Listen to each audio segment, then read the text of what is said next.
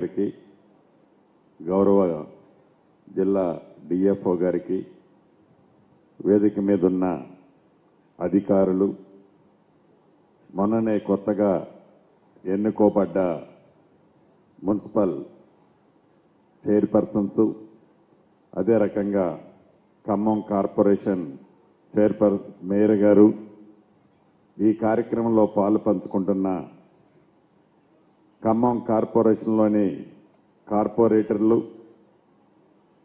కొత్తగా ఎన్నికబడిన మున్సిపాలిటీల్లోని municipal commissioner, municipal ward మెంబర్లు, కొత్తగా ఎన్నుకోబడ్డ గ్రామ సర్పంచులు, ప్రింట్ అండ్ ఎలక్ట్రానిక్ మీడియా మిత్రులు, ముఖ్యంగా ప్రజాప్రతినిధులైన నా ఆడబిడ్డలందరికీ శిరస్సు వంచి మనస్ఫూర్తిగా హృదయపూర్వక నమస్కారం. మీ అందరికీ కొత్తగా ఎన్నుకోబడ్డారు కాబట్టి మీ అందరికీ అభినందనలు, శుభాకాంక్షలు నా పక్షాన, రాష్ట్ర ప్రభుత్వ పక్షాన మీ అందరికీ తెలియజేసుకుంటూ,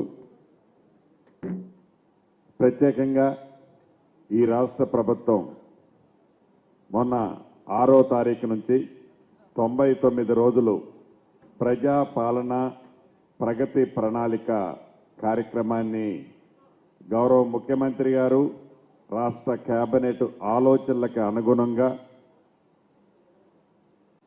ఈ తెలంగాణ రాష్ట్రంలో ప్రతి వార్డుకి, ప్రతి డివిజన్కి, అది పట్టణ ప్రాంతం కానీ పల్లెల ప్రాంతంలో కూడా ప్రజలకి రాష్ట్ర ప్రభుత్వం చేస్తున్న, కేంద్ర ప్రభుత్వం నుంచి వస్తున్న అభివృద్ధి సంక్షేమ కార్యక్రమాల గురించి తెలియచేయడంతో పాటు భగవంతుడు మీకు మాకు ఒక మంచి అవకాశాన్ని ఇచ్చాడు, అధికారులకు కూడా.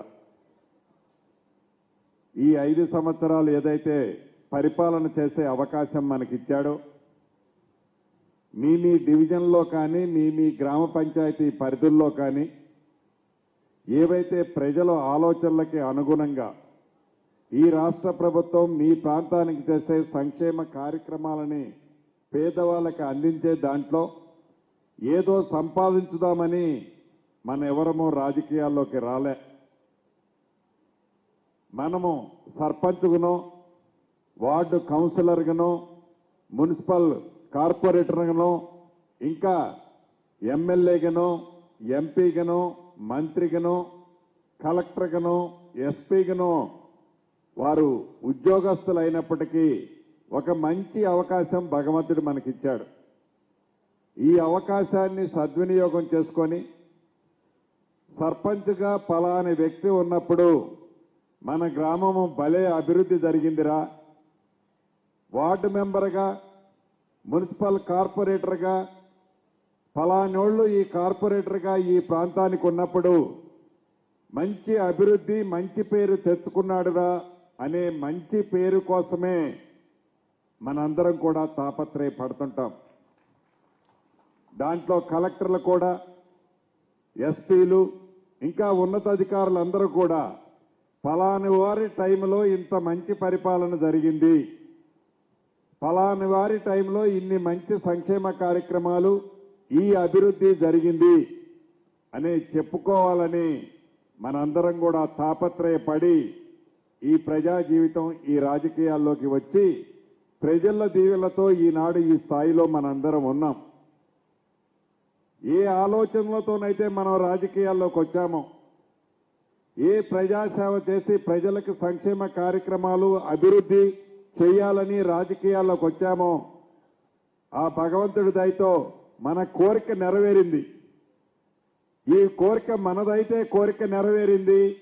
మనని నమ్ముకొని ఓట్లేసిన ప్రజలు, అది గ్రామ పంచాయతీ కావచ్చు, వార్డు మెంబరు కావచ్చు, ఇంకా ఏ అధికారైనా కావచ్చు, ఏ నాయకుడైనా కావచ్చు, ఈ ఓట్లేసిన ప్రజలకి మంచి చేయాల్సిన బాధ్యత, ఆ ప్రాంతాన్ని అభివృద్ధి చేయాల్సిన బాధ్యత మన మీద ఉంటుంది. కాబట్టి అధికారంలో ఉన్న మనం, అది ఏ స్థాయిలో ఉన్నా తప్పకుండా మంచి చేసే దాంట్లో, మంచి చేస్తున్న దాంట్లో ఎంత దూరమైనా కూడా మనం ముందుకు అడిగేయాలి. అది ప్రజలకు జరిగేదైతే 2 అడుగులు ముందుకేసి ప్రజలకు అందించినట్లయితే చిరస్థాయిగా నీవు ఏ రాజకీయాల్లోకి రావాలని కోరుకొని వచ్చావో దానికి అర్థం పరమార్థం ఉంటుందని మీరందరూ మనసులో పెట్టుకొని సర్పంచులు కానీ ఏ హోదాల్లో ఉన్న నాయకులైనా మీ ప్రాంతాల్లో ఉదయం నుంచి పద్దాకా పనిచేయమన్నట్ల మీకు కుటుంబాలుంటాయి, మీకు ఏదో ఒక చిన్న పెద్ద వ్యవసాయమో వ్యాపారమో చిన్న చిన్నవి ఉంటాయి, వాటిని వదిలేసుకోమని చెప్పట్లే. ఉదయము సాయంత్రము కొంత టైము మీ ప్రాంతాల్లో కేటాయించినట్లయితే మీరు ఆశించిన మంచి ఫలితాలు తప్పకుండా వస్తాయి. దానికి అధికారులు కూడా సహకరిస్తారు. మీకు తెలియంది కాదు, ముఖ్యంగా గ్రామ సర్పంచులకి గడిచిన 2 సంవత్సరాలన్నర నుంచి ఏవైతే గ్రామ పంచాయతీకి రావాల్సిన నిధులు నాకు తెలిసి గ్రామ పంచాయతీల వ్యవస్థ వచ్చిన తర్వాత ఇంత పెద్ద మొత్తంలో 1-2 నెలల్లోనే ఇంత పెద్ద మొత్తంలో మీ గ్రామ పంచాయతీలకి డబ్బులు వచ్చిన సందర్భాలు లేవు. ఈనాడు పెద్ద ఎత్తులో మీ పంచాయతీ స్థాయిని బట్టి 5 లక్షల దగ్గర నుంచి నాకు తెలిసి 50-60 లక్షల రూపాయలు కూడా గడిచిన ఈ వారం 10 రోజుల్లో మీ ఖాతాల్లో జమ అయ్యాయి. అంటే మీ గ్రామ పంచాయతీకి జమ అయ్యాయి అంటే ఇంకా ఈ మార్చి 31వ తారీఖు లోపు ఇప్పుడు ఎంత వచ్చాయో మరిన్ని అంత డబ్బులు కూడా రాబోతున్నాయి. అంటే ఒక్కొక్క పంచాయతీకి 10 నుంచి 15 లక్షల లగాయితూ ₹1 కోటి పైచీలకు ఒక్కొక్క గ్రామ పంచాయతీకి వస్తున్నాయి. ఈ డబ్బుని ఏదో గ్రామ పంచాయతీలోకి వచ్చాయి, పాత అప్పులు తీరుద్దాం, ఈ డబ్బును ఎట్లా ఖర్చు పెడదాము అనేది ఒక్క నిమిషం పక్కన పెడితే ఆ డబ్బుని ఒక ప్రణాళికాబద్ధంగా ఆ డబ్బుని ప్రజలకు ఉపయోగపడే విధంగా ఆ డబ్బులో ప్రతి పైసా మీ రాజకీయంలో ఒక మైల్ స్టోన్గా నిలబడే విధంగా అభివృద్ధి చేసినట్లయితే తప్పకుండా మీరు ఆశించిన మీ గుర్తింపు మీ గ్రామాలు మీ డివిజన్లలో ఉంటాయి.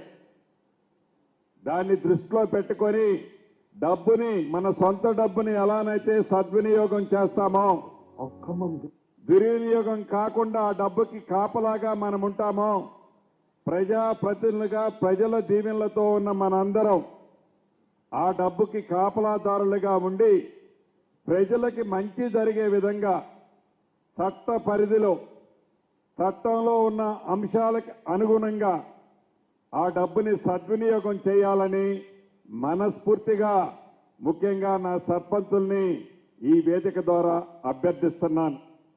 అంతేకాదు సర్పంచులకు ఆల్రెడీ ట్రైనింగ్ ఇచ్చారు. 2 రోజుల్లో ఏమో చట్టం గురించి విధి విధానాల గురించి మీ సర్పంచ్గా మీ విధులేంటి వాటన్నిటినీ క్షుణ్ణంగా ఇంతకుముందే తెలిపారు. దాంతో పాటు అదనంగా ఈ ప్రభుత్వం యొక్క ఆలోచన, ఈ ప్రభుత్వం చేపట్టే అభివృద్ధి సంక్షేమ కార్యక్రమాలు మీ ప్రాంతాల్లో ఎలా చేస్తున్నారు, ఎలా చేయాలని ఈ ప్రభుత్వం యొక్క ఆలోచన ఉందో మీ అందరికీ ఇప్పటికే అర్థమై ఉంటుంది. సంక్షేమ కార్యక్రమాలు ఇచ్చే దాంట్లో కూడా గౌరవ ముఖ్యమంత్రి రేవంత్ రెడ్డి గారి నాయకత్వంలోని ఈ ప్రజా ప్రభుత్వం నిరంతరము ప్రజలకి మంచి చేసే దాంట్లో, ప్రజలకు సంక్షేమ కార్యక్రమాలు ఇచ్చే దాంట్లో, పేదవాడికి పూర్తి భద్రత భరోసా ఇచ్చే దాంట్లో ఈ ప్రభుత్వం యొక్క ఆలోచన మీకు ఇప్పటికే స్పష్టంగా అర్థమై ఉంటుంది.